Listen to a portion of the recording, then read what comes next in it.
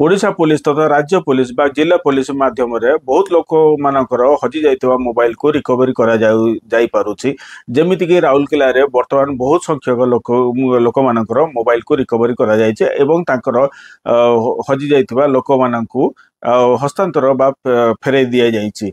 आउ सेइतिरे आउ आपण माने भी जदि आपण मानक मोबाइल को भी कोनोसी गैजेट बा कोनोसी लैपटॉप फैपटॉप की कोनोसी जिंस सब आपण हजि जाउछि ताहले आपण माने कोन करिवे ताहले ओडिशा पुलिस रो जो राज्य पुलिस रो ताको पोर्टल को जानतु सेठारे आपणकर लॉस्ट प्रॉपर्टी रे आपणको कंप्लेन करंतु। कंप्लेन कर साला परे आउ आपण माने संपूर्ण तथ्य देकी ताको आपण केस टाको ऑनलाइन रे घरे रहिकी करि परिबे।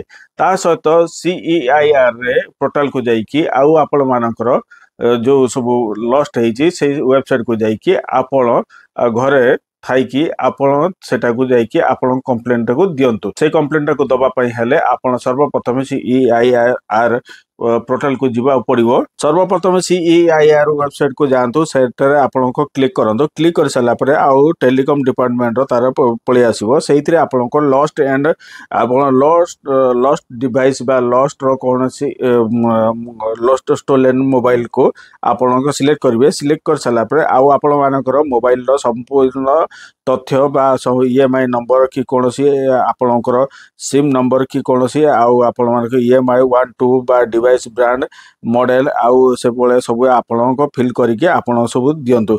आउ आपण मानकर सब देई सला परे आपण माने जो सब बिल देई चंदे ताको मध्य ताको अपलोड करके आपण को मोबाइल को गोटे ओटीपी आसीबो। ओटीपी भर देकी आउ आपण मानकर ताको रजिस्टर करि परिबे। एइतिर रजिस्टर हेइ सला परे कोन हुए जे आपण मानकर मोबाइल रे जदी कोनोसी लोक जदि अलगा सिम पुराए ताहले पुलिस को एवं आउ आपण मानको तुरंत अलर्ट आसी जीवो जे आपण मानकर मोबाइल एक्टिव हे जाय छै। आउ सेही माध्यम रे सी सब आपण मानको ट्रैक करके ताकू धरा जाई परिबो। जहा फल रे आपण मानको मोबाइल आपण माने पाई जानती।